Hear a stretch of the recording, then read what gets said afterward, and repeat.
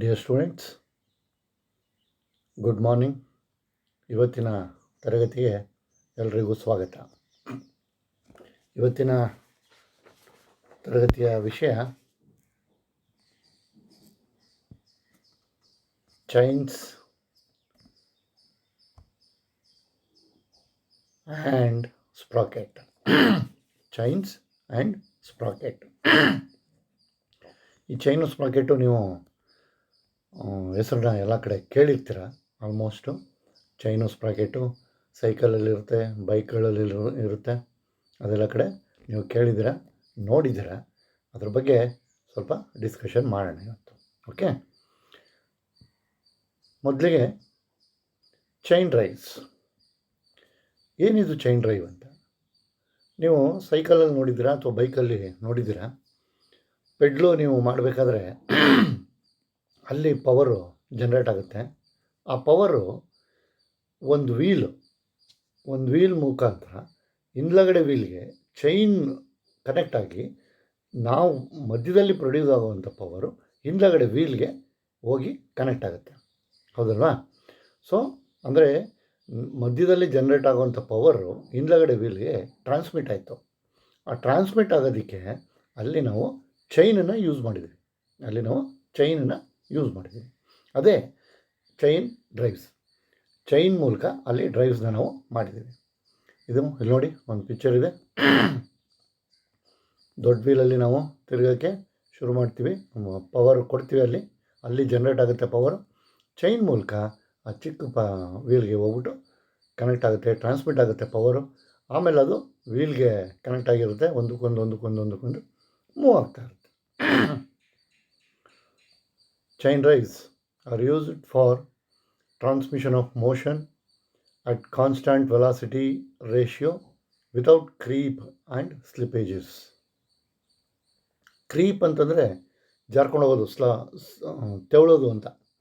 Creep ಅಂತಂದರೆ ತೆಳ್ಕೊಂಡು ಹೋಗೋದ್ರ ಥರ ಆಗುತ್ತಲ್ಲ, ಆ ಥರ ಅಲ್ಲದೆ, ಆ ಥರ ಯಾವುದೂ ಚಾನ್ಸಸ್ ಅಲ್ಲದೆ ಮತ್ತು ಸ್ಲಿಪ್ ಹೋಗಿಪ್ಪೋ ಹಾಗೆ. ಈಗ ಬೆಲ್ಟಲ್ಲೆಲ್ಲ ನೀವು ಬೆಲ್ಟ್ ಡ್ರೈವಲ್ಲೆಲ್ಲ ನೋಡಿದರೆ ಅಲ್ಲಿ ಸ್ಲಿಪ್ ಆಗೋ ಚಾನ್ಸಸ್ ಎಲ್ಲ ಜಾಸ್ತಿ ಇರ್ತಿತ್ತು. ಸೊ ಆ ಥರ ಎಲ್ಲ ಸ್ಲಿಪ್ಪಿಗೂ ಇಪ್ಪು ಎಲ್ಲ ಏನೂ ಆಗದೇ, ಕ್ರೀಪು ಆಗದೇ ಅಲ್ಲಿ ಕಾನ್ಸ್ಟೆಂಟ್ ವೆಲಾಸಿಟಿನಲ್ಲಿ ಪವರ್ ಟ್ರಾನ್ಸ್ಮಿಟ್ ಮಾಡೋದಕ್ಕೆ ಚೈನ್ ಡ್ರೈವ್ಸ್ನ ನಾವು ಯೂಸ್ ಮಾಡ್ತೀವಿ. ಆಮೇಲೆ chains are used in conjunction with sprocket pinions. ಚೈನ್ಸ್ನ ನಾವು ಯಾವಾಗಲೂ ಅದ್ರ ಜೊತೆಗೇ ಅದನ್ನು ನಾವು ಒಂದು ಎಕ್ಸ್ಟ್ರಾ ಒಂದಿರ್ತದೆ, ಅದನ್ನು ಸ್ಪ್ರಾಕೆಟ್ ಅಂತ ಕರಿತೀವಿ. ಚೈನು ಸ್ಪ್ರಾಕೆಟ್ ಅಂತ ಒಟ್ಟಿಗೆ ಹೇಳ್ತೀವಿ ನಾವು. ಬರೀ ಚೈನ್ ಅಂತ ಹೇಳೋದೇ ಇಲ್ಲ. ಚೈನ್ ಸ್ಪ್ರಾಕೆಟು ಚೈನ್ ಮಾಡಬೇಕಿತ್ತು ಅಂತೆಲ್ಲ ಹೇಳ್ತಿರ್ತೀವಿ.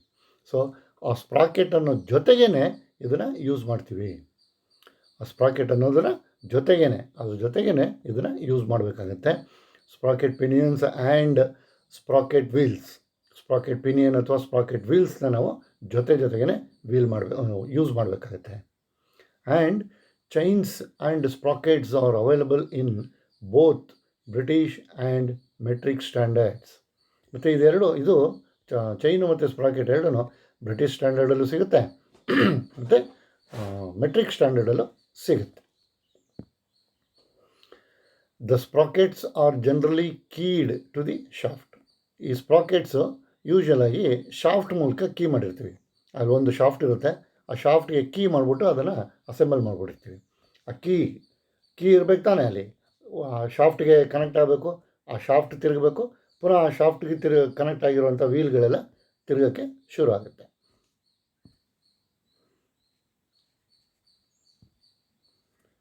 ಮತ್ತು ಅಡ್ವಾಂಟೇಜಸ್ ಆಫ್ ಚೈನ್ ಡ್ರೈವ್. ಈ ಚೈನ್ ಡ್ರೈವ್ದು ಅಡ್ವಾಂಟೇಜಸ್ಸು ಏನು? ಅಡ್ವಾಂಟೇಜಸ್ಸು ಏನಪ್ಪ ಅಂತಂದರೆ, positive contact between the chain and the drive sprockets eliminates the possibility of slips. ಈ ಪಾಸಿಟಿವ್ ಕಾಂಟ್ಯಾಕ್ಟ್ ಇರೋದರಿಂದ, ಈ ಮುಳ್ಳು ಥರ ಎಲ್ಲ ಸಿಗಾಕೊಂಡಿರುತ್ತೆ ಚೈನ್ ಒಳಗಡೆ ಅಲ್ವಾ, ಅದನ್ನು ಪಾಸಿಟಿವ್ ಕಾಂಟ್ಯಾಕ್ಟ್ ಅಂತ ಹೇಳ್ತೀವಿ. ಚೈನು ಈಗ ಇನ್ ಬಿಟ್ವೀನ್ ದಿ ಡ್ರೈವ್ಸ್, ಎರಡೂ ಡ್ರೈವ್ಗಳಿರ್ತಾವಲ್ಲ, ಡ್ರೈವರು ಡ್ರಿವನ್ನು, ಎರಡೂ ಡ್ರೈವರ್ಗಳಿಗೆ ಪಾಸಿಟಿವ್ ಕಾಂಟ್ಯಾಕ್ಟ್ ಇರೋದ್ರಿಂದ ಇಲ್ಲಿ ಸ್ಲಿಪ್ಪು ಆಗೋದನ್ನು ಎಲಿಮಿನೇಟ್ ಮಾಡುತ್ತೆ. ಎಲಿಮಿನೇಟ್ ಆಗುತ್ತೆ. ಎಲಿಮಿನೇಟ್ ಆದರೆ ಇರೋದಿಲ್ಲ ಅಂತ ತೆಗೆದಾಕ್ಬಿಡುತ್ತೆ. ಸ್ಲಿಪ್ಪು ಆಗೋದಕ್ಕೆ ಸಾಧ್ಯ ಇಲ್ಲ, ಸ್ಲಿಪ್ ಆಗೋದೇ ಇಲ್ಲ.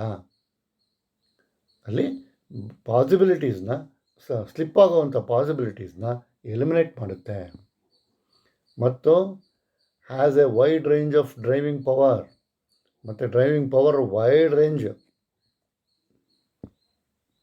And can be used where there is a large distance between the driving and driven shaft.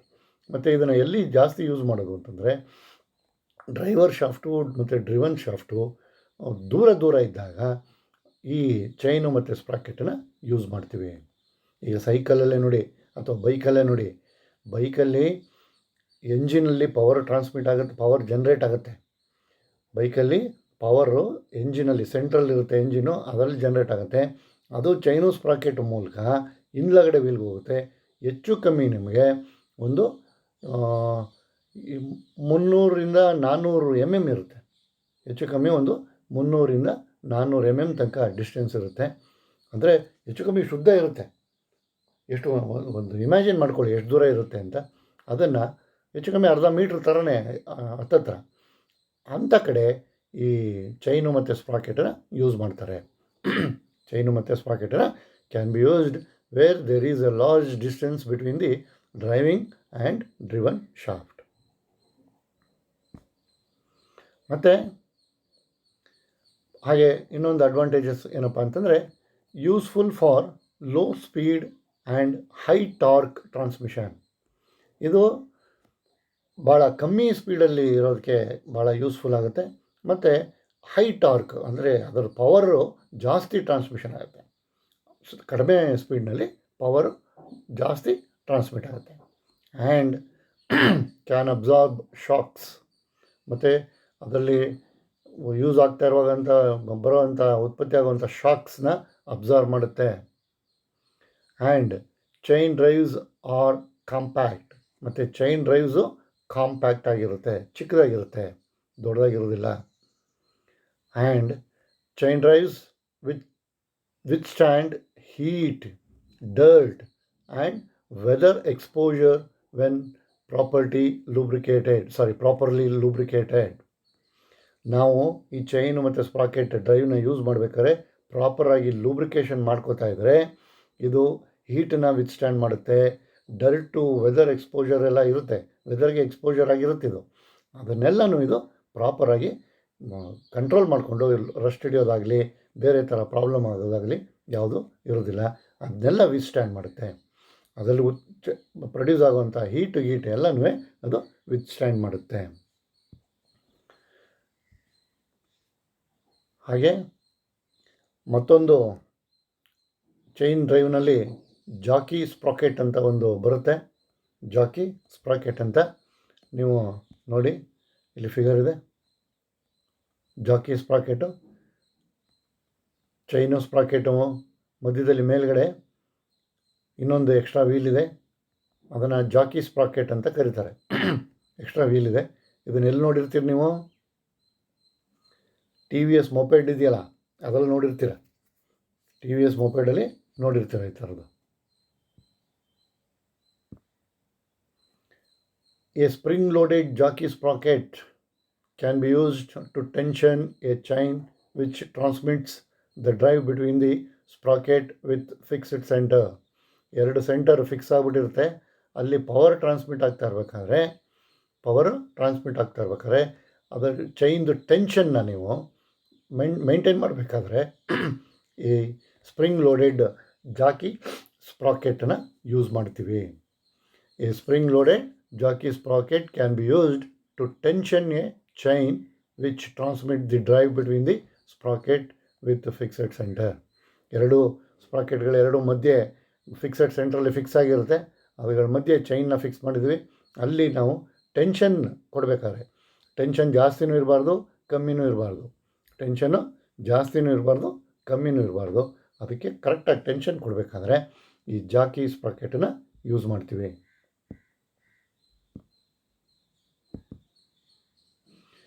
ಇದರಲ್ಲಿ ಟೈಪ್ಸ್ ಆಫ್ ಚೈನ್ಸ್. ಈ ಚೈನಲ್ಲಿ ಕೂಡ ಟೈಪ್ಸ್ಗಳಿದ್ದಾವೆ. ಯಾವ್ಯಾವುದಪ್ಪ ಅಂತಂದರೆ, ಒಂದು, there are many type of chains but following 2 types are commonly used. ಬೇಕಾದಷ್ಟು ಟೈಪ್ಸ್ಗಳಿದ್ದಾವೆ, ಆದರೆ common ಆಗಿ ನಾವು ಯೂಸ್ ಮಾಡುವಂಥದ್ದು ಇಲ್ಲಿ 2 ಇದ್ದಾವೆ. ಅದರಲ್ಲಿ ಒಂದು ರೋಲರ್ ಚೈನ್, ಮತ್ತೊಂದು ಟೂತ್ಡ್ ಚೈನ್. ರೋಲರ್ ಚೈನ್ ಮತ್ತೊಂದು ಟೂತ್ಡ್ ಚೈನ್. ನಾವೆಲ್ಲ ನೋಡಿರ್ತೀವಿ ಅದನ್ನು.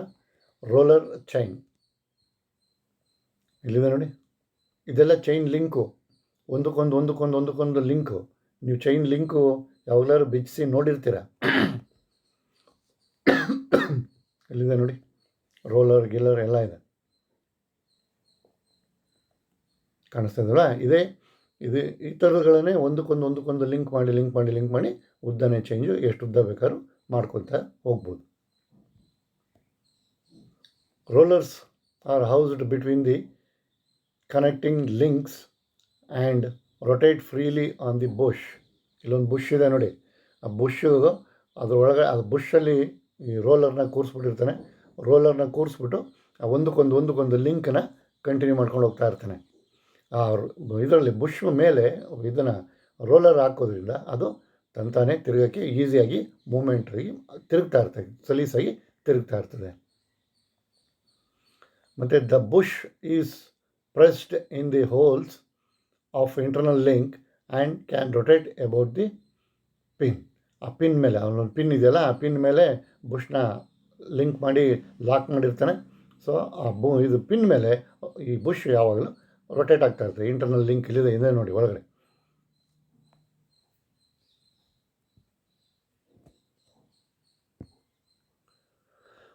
ಇದರಲ್ಲಿ single roller type chain is called a simplex chain.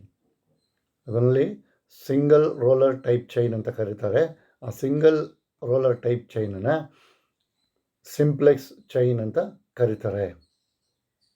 ಇಲ್ಲಿದೆ ನೋಡಿ ಫಿಗರ್, ಸಿಂಗಲ್ ರೋಲರ್ ಇದೆ ಮಧ್ಯದಲ್ಲಿ, ಇದನ್ನು ಸಿಂಪ್ಲೆಕ್ಸ್ ಚೈನ್ ಅಂತ ಕರೀತಾರೆ. ಮತ್ತು double roller type chain is called A duplex chain ಅಂತ ಕರೀತಾರೆ. ಡಬಲ್ ರೋಲ್ ಇದೆ, ಇಲ್ಲಿ ನೋಡಿ ಡಬಲ್ ರೋಲ್ ಇದೆ. ದೊಡ್ಡದಕ್ಕೆಲ್ಲ ತುಂಬ ಜಾಸ್ತಿ ಇದು ಪವರ್ ಬೇಕು ಅಥವಾ ತುಂಬ ದೊಡ್ಡದು ಅಂತ ಇದ್ದಾಗೆಲ್ಲ ಈ ಥರ ಡಬಲ್ ರೋಲರ್ ಚೈನ್ ಇರುತ್ತೆ. ಇದನ್ನು ಡ್ಯೂಪ್ಲೆಕ್ಸ್ ಅಂತ ಕರೀತಾರೆ, ಡ್ಯೂಪ್ಲೆಕ್ಸ್ ಚೈನ್. ಇಲ್ಲಿ 2 ರೋಲರ್ ಇದೆ ನೋಡಿ, ಇದು 2 ರೋಲರ್ ಇದೆ. ಮತ್ತೊಂದು triple roller type called a triple chain. 3 roller ಇರೋವಂಥದ್ದನ್ನು ಟ್ರಿಪಲ್ ಚೈನ್ ಅಂತ ಕರೀತಾರೆ. ನೋಡಿ 3 ಇದೆ, 1 2 3. ಮೊದಲನೇದರಲ್ಲಿ ಸಿಂಗಲ್ ರೋಲರ್ ಇತ್ತು, ಎರಡನೇದರಲ್ಲಿ ಡಬಲ್ ಇತ್ತು, ಇದರಲ್ಲಿ 3 ಇದೆ. ಇದನ್ನು ಟ್ರಿಪಲ್ ಚೈನ್ ಅಂತ ಕರೀತಾರೆ.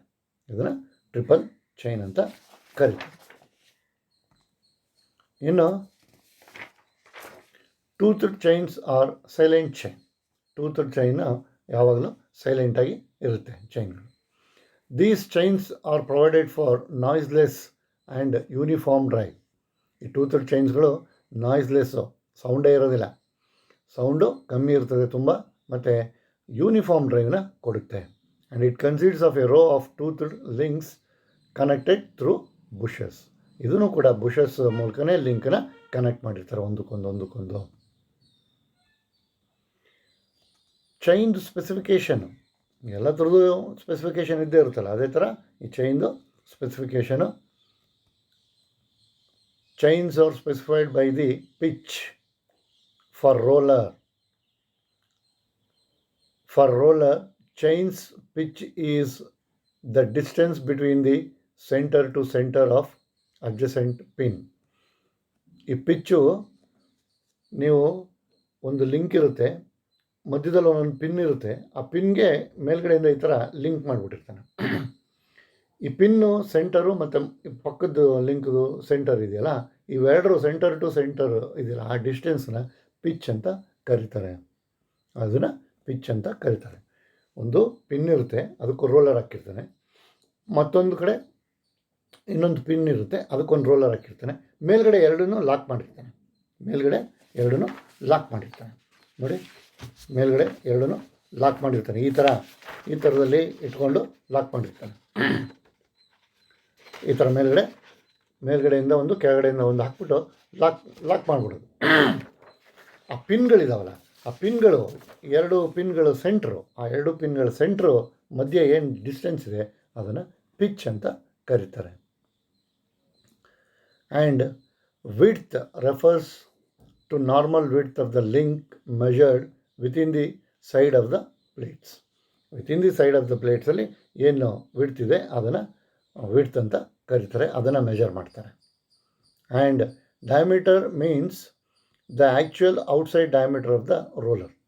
ಡಯಾಮೀಟರ್ ಅಂತಂದರೆ ಒಳಗಡೆ ರೋಲರ್ಗಳಿದಾವಲ್ಲ, ಆ ರೋಲರ್ದು ಆ್ಯಕ್ಚುಯಲ್ ಡಯಾಮೀಟರು, ಔಟ್ಸೈಡ್ ಡಯಾಮೀಟರ್, ಅದರದ್ದು ಆ್ಯಕ್ಚುಯಲ್ ಔಟ್ಸೈಡ್ ಡಯಾಮೀಟರ್ ಅಂತ ಕರೀತಾರೆ. ಮತ್ತು ISI 2403 1975 ಇದರಲ್ಲಿ gives this specifies dimensions for standard chains for different diameter. ಈ ಇದೆಲ್ಲ ISI ಇದರಲ್ಲಿ ಡಿಫ್ರೆಂಟ್ ಸ್ಟ್ಯಾಂಡರ್ಡ್ಸ್ ಇರೋದನ್ನು ಡೈಮೆನ್ಷನ್ಸ್ನ ಕೊಟ್ಟಿದ್ದಾನೆ.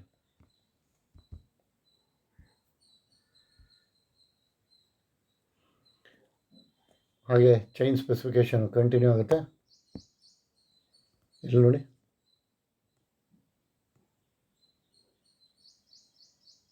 ಒಂದು ಪಿನ್ನಿಂದ ಮತ್ತೊಂದು ಪಿನ್ ಸೆಂಟ್ರಿಗೆ ಅದನ್ನು ಪಿಚ್ ಅನ್ನೋದು, ಡಯಾಮೀಟ್ರು, ಸೈಡು, ವಿಡ್ತು ಎಲ್ಲ ಕೊಟ್ಟಿದ್ದಾನೆ ನೋಡಿ. ಇದು ಅದು ಎಷ್ಟು ಬೇಕು ಯಾವ ಮಿಷನ್. ಈಗ ಬುಲೆಟ್ಗೆ ನೋಡಿ ದಪ್ಪ ಚೈನ್ ಇರುತ್ತೆ, ಮಾಮೂಲಿ ಬೈಕ್ಗಳಿಗೆ ನೋಡಿ ಸಣ್ಣ ಚೈನ್ ಇರುತ್ತೆ, ಸೈಕಲ್ಗೆ ನೋಡಿ ಸಣ್ಣ ಚೈನ್ ಇರುತ್ತೆ ಅಲ್ವಾ. ಸೊ ಅದೇ ಸ್ಪೆಸಿಫಿಕೇಷನ್ನು. ಈಗ ನಮ್ಮ ಬೈಕ್ಗಳಿಗೆಲ್ಲ ಯೂಸ್ ಮಾಡೋದನ್ನ ತೊಗೊಂಡೋಗಿ ಬುಲೆಟ್ಗೆ ಹಾಕಿದರೆ ತಡೆಯುತ್ತಾ? ಕಿತ್ತೋಗುತ್ತೆ.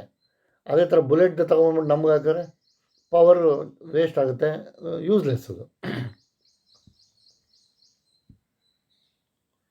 ಇನ್ನು ಮೈಂಟೆನೆನ್ಸ್ ಫೀಚರ್ಸ್ ಫಾರ್ ಚೈನ್ ಡ್ರೈವ್ಗೆ ನೀವು ಮೇಂಟೆನೆನ್ಸ್ ಹೇಗೆ ಮಾಡಬೇಕು ಅಂತ ಕರೆಕ್ಟಾಗಿ ಮೇಂಟೈನ್ ಮಾಡ್ಕೊಂಡು ಹೋಗ್ತಾಯಿದ್ರೆ, ನೀವು ನೋಡಿ ಬೈಕ್ಗಳಿಗೆ ಚೈನ್ಗೂ ನೀವು ಆಯಿಲ್ ಎಲ್ಲ ಹಾಕಿ ಅದನ್ನು ಮೇಂಟೈನ್ ಮಾಡ್ತಾರೆ. ಅವಾಗೆಲ್ಲ ಹಾಕಿದಾಗಲೇ ನಿಮಗೆ ಸೌಂಡ್ ಇರೋದಿಲ್ಲ, ಪಿಕಪ್ಪು ಎಕ್ಸಾಕ್ಟಾಗಿರುತ್ತೆ, ಮೈಲೇಜು ಕರೆಕ್ಟಾಗಿರುತ್ತೆ, ಎಲ್ಲವೂ ಚೆನ್ನಾಗಿರುತ್ತೆ ಮೇಂಟೈನ್ ಮಾಡ್ತಾಯಿದ್ರೆ. ನೀವು ಮೇಂಟೈನೇ ಮಾಡಲಿಲ್ಲ ಅಂತಂದರೆ ಯಾವುದೂ ಚೆನ್ನಾಗಿರೋದಿಲ್ಲ ನೋಡಿ. Check alignment periodically and rectify if necessary. ಅಂದರೆ ಅಲೈನ್ಮೆಂಟನ್ನ ಪೀರಿಯಾಡಿಕಲಿ ಚೆಕ್ ಮಾಡಿ, ಅಂದರೆ ಅವಾಗವಾಗ ಚೆಕ್ ಮಾಡಿತಾರಿ ಅಂತ. ವಾರಕ್ಕೊಂದ್ಸಲನೋ ತಿಂಗಳಿಗೊಂದ್ಸಲನೋ ನಿಮಗೇನೋ ಒಂದು ಟೈಮ್ ಇರುತ್ತೆ, ಆ ಟೈಮಲ್ಲಿ ನೋಡಿಕೊಂಡು ಅದನ್ನು ಚೆಕ್ ಮಾಡ್ತಾ ಇರಬೇಕು. ಅಲೈನ್ಮೆಂಟು ಕರೆಕ್ಟಾಗಿದೆಯಾ, ಬೈ ಚಾನ್ಸ್ ಕರೆಕ್ಟಾಗಿಲ್ಲ ಅಂದರೆ ಅದನ್ನ ರೆಕ್ಟಿಫೈ ಮಾಡಿ ರಿಪೇರಿ ಮಾಡಿ ಆಮೇಲೆ ಯೂಸ್ ಮಾಡಿ. Inspect the chain for elongation ಆದಮೇಲೆ ಇನ್ಸ್ಪೆಕ್ಟ್ ಮಾಡಿ, ಅದು ಪವರ್ ತೊಗೊಂಡ್ಮೇಲೆ.